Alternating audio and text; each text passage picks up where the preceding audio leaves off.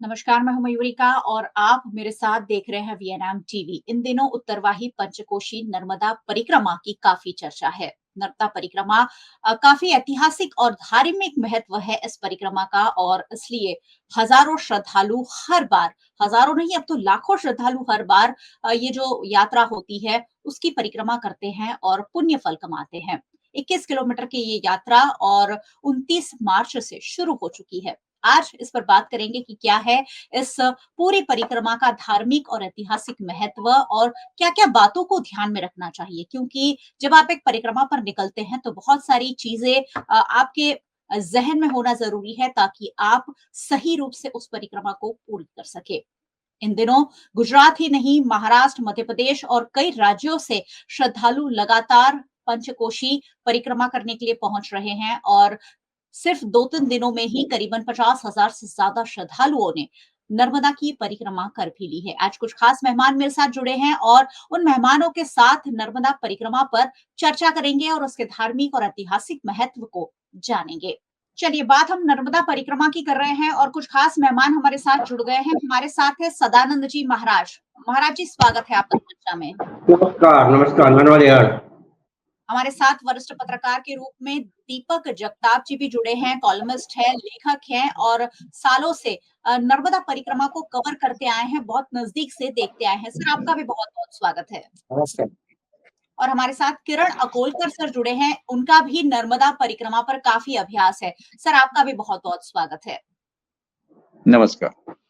चलिए, सदानंद जी महाराज से शुरू करूंगी। सबसे पहले 2-2 मिनट का वक्त सभी मेहमानों को मैं देती हूँ। 2-2 मिनट में नर्मदा परिक्रमा का जो इतिहास है, उनका धार्मिक महत्व है, ये हमारे दर्शकों को बताइए। सदानंद जी महाराज। जी, ये पंचकोशी परिक्रमा जो चैत्र मास में होती है, 19 तारीख को ये यात्रा आरंभ हुई थी, 29 को, और प्राप्त काले अमावस्या के दिन बहुत ही बड़ी संख्या में सब यात्रा आरंभ की थी। और ये पंचकोशी यात्रा बहुत ही समय से चलती है, मगर परिक्रमा का व्याप अभी कुछ दिनों से बढ़ा है। बड़ी परिक्रमा नहीं कर सकते, जो 3500 किलोमीटर की है वो परिक्रमा नहीं कर सकते, इसलिए मिनी परिक्रमा है। ये 21 किलोमीटर की परिक्रमा होती है, 21 किलोमीटर की। बस ये परिक्रमा नियम से, संयम से करने से माँ नर्मदा जी का आशीर्वाद मिलता है और उनकी अनुकंपा प्राप्त होती है, और हजारों लाखों संख्या में लोग माँ नर्मदा की यात्रा करते हैं। जी बिल्कुल, तो ये काफी धार्मिक और ऐतिहासिक महत्व वाली और ये परिक्रमा आध्यात्मिक यात्रा है और मन को शांति देने वाली माँ नर्मदा की यात्रा है। नियम से, संयम से करेंगे तो अचूक हमें फल प्राप्त होगा। ये श्रद्धा का विषय है। माँ नर्मदा की कृपा से सबकी मनोकामना पूर्ण होती है, ऐसा मेरा विश्वास है। जी बिल्कुल, माँ नर्मदा यानी नर्मदा यानी गुजरात की जीवन डोर, और उसके आसपास जब परिक्रमा लोग करते हैं तो वाकई में बहुत धार्मिक, बहुत आध्यात्मिक माहौल वहां बनता है। दीपक जी हमारे साथ हैं, लगातार नर्मदा परिक्रमा सालों से कवर करते आए हैं। दीपक जी, क्या कहना चाहेंगे इस परिक्रमा के इतिहास के बारे में? जी, नर्मदा परिक्रमा का विशेष महत्व है। यहाँ पर देखा जाओ तो नर्मदा परिक्रमा की जो उत्तर वाहिनी नर्मदा है, वो गुजरात में एक ही जगह पर है और जी वो बिल्कुल। गुजरात के अंदर मांगरोल गांव में नर्मदा तट पर आई हुई है। वैसे मध्य प्रदेश में 9 उत्तर वाहिनी है और गुजरात में एक ही उत्तर वाहिनी है जिसकी परिक्रमा की जाती है। दूसरी बात, नर्मदा नदी एक ऐसी नदी है जिसका दर्शन करने से ही हमें पुण्य मिलता है। दूसरी नदियों ऐसी है कि जिसे स्नान करने से पुण्य मिलता है, लेकिन एक मात्र नर्मदा ऐसी है कि दर्शन मात्र से हमें पुण्य मिलता है। और एक ही नर्मदा ऐसी है कि जिसकी परिक्रमा होती है। और वैसे देखा जाए जो अमरकंटक में जो नर्मदा है वो बहुत लंबी है, बहुत दूर है, वो 1312 किलोमीटर की है और इतनी लंबी यात्रा बहुत से लोग नहीं कर सकते। इसीलिए यहाँ ऐसा बोला जाता है कि ये उत्तर वाहिनी जो पंचकोशी जिसे बोला जाता है वो 21 किलोमीटर की है। एक ही दिन में 4 या 5 घंटे में हम परिक्रमा कर सकते हैं। अगर ये 3 बार करें हम परिक्रमा, यानी कि 3750 किलोमीटर का जो नर्मदा ओरिजिनल परिक्रमा है उसका पुण्य इस परिक्रमा से मिलता है। ये परिक्रमा 3 बार करने से पुण्य मिलता है, इसीलिए नर्मदा परिक्रमा यहाँ की जाती है। वैसे जी। देखा जाए तो ये मार्कंड ऋषि ने नर्मदा परिक्रमा की शुरुआत की थी और तब से यहाँ नर्मदा की परिक्रमा का महत्व ज्यादा है। और राजा बलि राजा के वक्त से ये परिक्रमा होती जा रही है। उस टाइम ऐसी प्रथाएं थी कि जो युवक और युवती है उन लोगों को कंपलसरी ये परिक्रमा करनी पड़ती थी। अगर ये परिक्रमा करने के बाद ही ये लोग शादी कर सकते। लेकिन अच्छा। आज ऐसा नहीं है, आज सभी लोग परिक्रमा करते हैं। कभी नाव से करते हैं, कभी कोई मोटर से करते हैं, कोई कोई ज्यादा लोग तो पैदल से करते हैं और पैदल से जी। परिक्रमा का बहुत ज्यादा विशेष महत्व है। जी। जी, बिल्कुल, तो पैदल यात्रा होती है और जैसा दीपक जी ने कहा कि 3 बार यात्रा करनी होती है, 3750 किलोमीटर की दूरी तय करनी होती है और माँ नर्मदा का जो आशीर्वाद है, जो माँ नर्मदा की एक आप उस नदी को देखेंगे ना, तो भी आपको लगेगा कि ये नदी नहीं है, कहीं न कहीं मन की शांति का एहसास कराने वाली माँ नर्मदा, रेवा माँ और इसीलिए उनकी परिक्रमा की जाती है और वहाँ बहुत ऐतिहासिक और धार्मिक महत्व लोग बता रहे हैं। किरण अकोलकर सर हमारे साथ हैं। किरण जी क्या जोड़ना चाहेंगे? किस तरह की परिक्रमा है और किस तरह अब ये लोगों में काफ़ी प्रचलित भी होती जा रही है? हाँ बहन जी, ये नर्मदा जो परिक्रमा है, परिक्रमा का मतलब है परिक्रमा, जी, गोल घूमना। जी, और माँ नर्मदा जी का नाम का अर्थ है आनंद देने वाली माता। जी, जी। तो नर्मदा जी सबको आनंद प्रदान करने वाली माता के रूप में जानी जाती है। जी, बिल्कुल। और माँ नर्मदा जी के बारे में सदानंद जी महाराज ने और जगताप सर जी ने अच्छी बात बताई है। तो मैं हुँ, एक दूसरा पहलू बताता हूँ जी कि सर। नर्मदा जी आनंद देने वाली माता है हुँ, और हुँ। हम सब अपने जीवन में सुख, शांति और समृद्धि चाहते और जी। उसके लिए हम दिन रात मेहनत करते। हुँ, हुँ। मगर वो जो सुख चाहते हैं, जो मिलना चाहिए, जो हमें पैसों से, सुविधाओं से, वो सुख नहीं मिलता है। इसीलिए मानस अपनी असली सुख की खोज में निकल पड़ता है। जी, जी। तो इस खोज के लिए हमारे ऋषि मुनियों ने अलग अलग पद्धति, अलग अलग उत्सव बनाए हैं और हुँ, वो उत्सवों के द्वारा हम अपने दुर्ग से, अपने सर्कल से बाहर निकल के बड़े हुँ। सर्कल में आए, जाके हमको पता चले कि हम कुपडुम में नहीं है, हम समुद्र के किनारे आए, हम बड़े लोक में आए। तब हमको जी। चलेगा सुख का क्या मतलब है। तो हुँ, ये नर्मदा जी की परिक्रमा करने के लिए लोग अपने घर से, अपने गांव से आते हैं। और आज हुँ। तो आप गुजरात के लोगों से ज्यादा गुजरात हुँ, के बाहर के लोग, महाराष्ट्र के, एमपी से, पंजाब से, तेलंगाना से, केरला से, अरे कश्मीर से भी लोग यहाँ परिक्रमा करने आते हैं। क्या बात है। तो ये जी। पूरा देश को एकता में पिरोने वाली ये परिक्रमा 1 महीना तक चलती है। तो हुँ, इस परिक्रमा में सरकार ने इस बार बहुत ही सुंदर व्यवस्था की है। इसके जी, लिए मैं सरकार श्री भूपेंद्र भाई, हमारे मुख्यमंत्री जी को धन्यवाद करूंगा कि आपने इस बार इतनी अच्छी व्यवस्था की है। और हम सब जी। लोग, हम तीनों लोग और दूसरे भी हुँ, लोग थे, हम सब लोग ये परिक्रमा को अच्छी तरह से लोगों को मिले और अच्छी जी, तरह परिक्रमा करे, इसके लिए हम प्रयास कितने सालों से कर रहे थे। और जी, जी। सरकार ने ये बार इतनी अच्छी व्यवस्था की है कि हमको इसके बारे में कुछ बोलने की जरूरत नहीं है।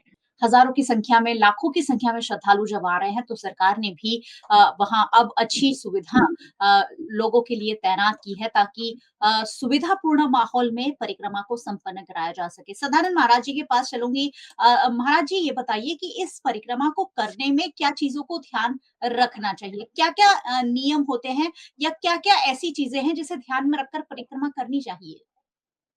माँ नर्मदा जी की जो यात्रा है, एक आध्यात्मिक यात्रा है। प्रातः काल ब्रह्म मुहूर्त में स्नान करके नियम से, संयम से संकल्प लेके ही यात्रा आरंभ करेंगे, तो मुझे विश्वास है अचूक आपको फल प्राप्त होगा। मगर आज जो परिक्रमा हो रही है, वो कुछ अलग से हो रही है। व्यवस्था बहुत अच्छी है, बेहतर है और एक मिनी कुंभ जैसा आयोजन हुआ है, इसमें कोई राय नहीं है। मगर जो परिक्रमा का जो मूल उद्देश्य है, हुँ, उसको उसका जतन करना बहुत ही अनिवार्य है कि ये यात्रा है, एक आध्यात्मिक यात्रा है, एक पिकनिक नहीं है। ये आध्यात्मिक यात्रा है, मन को शांति देने वाला ये यात्रा है। इस यात्रा में हम नियम से, संयम से, शांति से यात्रा करेंगे तो चौक्कस हमें, हमारे समाज को, सबको सुख होगी, शांति होगी और कुछ अच्छा कल्याण होगा। जी, बिल्कुल। जो महाराज जी कह रहे हैं वो अब बहुत सही साबित होता जा रहा है। लोग देखा-देखी या फिर सेल्फीज़ लेने के लिए, रील बनाने के लिए अब यात्रा पर जाने लगे हैं और हाँ, नर्मदा परिक्रमा में भी कुछ ऐसी ही चीज़ें भी सामने आ रही है कि लोग कोई ना कोई एंटरटेनमेंट के लिए यहाँ जा रहे हैं, जबकि यहाँ एक परम आनंद का अनुभव करने वाली परिक्रमा है। दीपक जी के पास चलूँगी। दीपक जी बताइए कि ये जो लोगों का थोड़ा-सा मानसिक कोई मानसिक बदलाव जो हुआ है, अब लोग पिकनिक के हिसाब से यात्रा कर रहे हैं। हमने कुंभ में देखा कि लोग सोशल मीडिया पर फ़ोटोज़ अपलोड करने के लिए कुंभ गए थे और कहीं न कहीं नर्मदा परिक्रमा में भी क्या अब लोगों का ये जो जमावड़ा बढ़ रहा है, वो इसी ओर इशारा कर रहा है कि यहाँ का आध्यात्मिक जो मोल भाव है, वो कम है और ज़्यादा लोग आ रहे हैं क्योंकि वो यहाँ पिकनिक जैसा मानते हैं इसे। जी, ऐसा तो नहीं है। नर्मदा हुँ, परिक्रमा का धार्मिक महत्व तो है ही और हर कोई इंसान चाहता है कि हम हमारी लाइफ में एक बार कम से कम एक बार हम नर्मदा परिक्रमा करें। सबकी जी, जी। मनोकामना ऐसी होती है कि हम एक बार नर्मदा परिक्रमा करें। पुराणों में भी ऐसा कहा गया है कि अगर आप नर्मदा परिक्रमा करें तो आपको मोक्ष की प्राप्ति होती है और हुँ, किसी ने हुँ। तो ऐसा भी कहा है कि इक्को तेर पेड़ी का मोक्ष होता है। ये तो जी, पता जी। नहीं, लेकिन हुँ, नर्मदा जो है वो आनंद देने वाली है और हुँ, नर्मदा एक पवित्र नदी है, उसमें स्नान करने से भी बहुत अच्छा पुण्य मिलता है, इसीलिए लोग नर्मदा परिक्रमा करते हैं।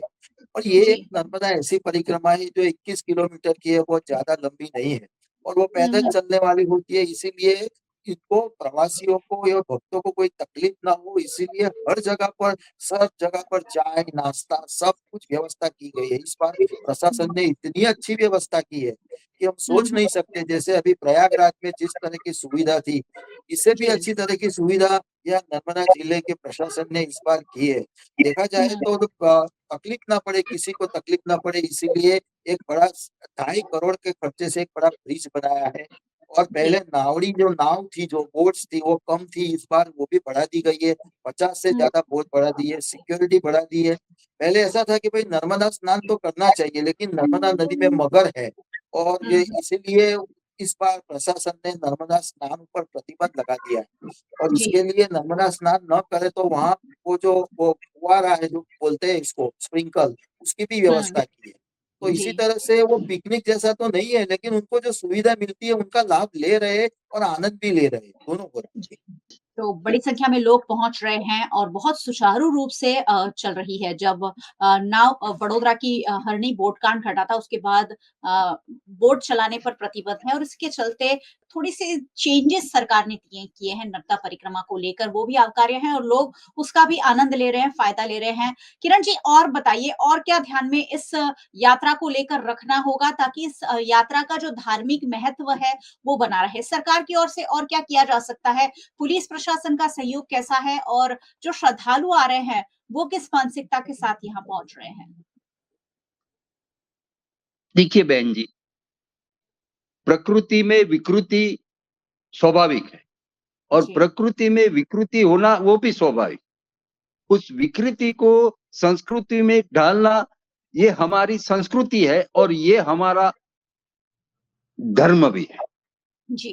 तो विकृति को संस्कृति में कैसे बदलना, ये हमारे ऋषि मुनियों ने बहुत साल पूर्व ये हुँ, सब कार्यक्रम करते थे। उस कार्यक्रम का पीछे उद्देश्य ये था कि हुँ, प्रकृति के साथ जियो और हुँ। प्रकृति की रक्षा भी कैसे किए जाए, ये भी सुझो। तो जी, इसके बिल्कुल। लिए प्रकृति के साथ रहना, प्रकृति की रक्षा करना, आज हुँ, के पर्यावरण का जो अभी जो प्रॉब्लम जो चल रहा है, इसके लिए ये करना बहुत जरूरी है। और जी, जी। हमारे आज के जो युवा हैं, हुँ, वो बहुत ही अच्छे हैं। जी। हमारी युवा पीढ़ी बहुत ही अच्छी है, मगर हुँ, उनको संस्कृतित करना ये हमारा हुँ, कर्तव्य है और ये हम करेंगे पर्यावरण की दृष्टि से, सामाजिक दृष्टि से, तो वो हमारे साथ अच्छा काम होगा, समाज अच्छा बनेगा, अच्छा समाज अच्छे लोगों को आगे बढ़ाएगा, इससे हमारी संस्कृति और आगे बढ़ेगी। तो जी ये जो बिल्कुल। पर्यावरण के लिए सरकार से मेरा 2-3 बात का अनुरोध है, आपके माध्यम के द्वारा मेरी बात जी सरकार तक पहुंचे तो बहुत ही अच्छा है। और आप जी मुझे ये काम में आप सहयोग करें, इसके लिए मैं आपके पास विनती भी करता हूँ जी सर जी। कि ये जो नमामि गंगे प्रोजेक्ट चल रहा है हम्म।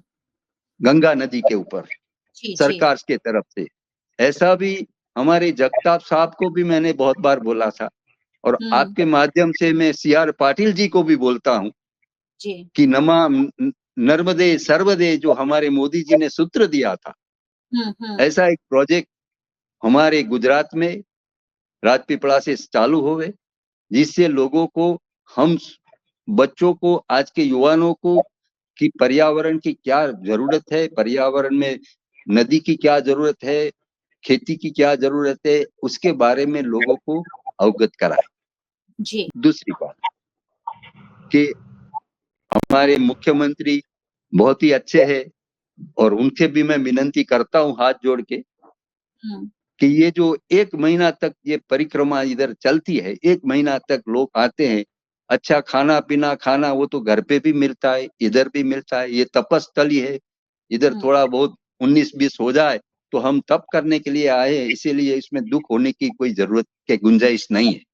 जी। मगर ये ट्राइबल एरिया है, तो इधर हमारे ट्राइबल भाई बहनों का अच्छे से स्टॉल लगे, और जी। पूरे देश के ट्राइबल, इधर का नहीं, गुजरात का नहीं, पूरे हिंदुस्तान में जितने भी ट्राइबल है, जैसे आसाम है, मेघालय है, महाराष्ट्र है, MP है, UP है, बिहार है, इस सभी ट्राइबल लोगों का एक अच्छा सा स्टॉल लगे और लोगों जी। को अच्छी चीजें मिले ट्राइबल की, कि जिसकी वजह से लोगों को ये अपनी प्रकृति की वस्तु कैसी बनती है, कैसे उसका उपयोग किया जा सकता है, तो इसके साथ आध्यात्मिक के साथ साथ हम पर्यावरण को जोड़े तो हमारे दोनों हाथ में लड्डू आ सकते हैं, पर्यावरण की भी रक्षा हो सकती है और आध्यात्मिक उन्नति भी हो सकती है।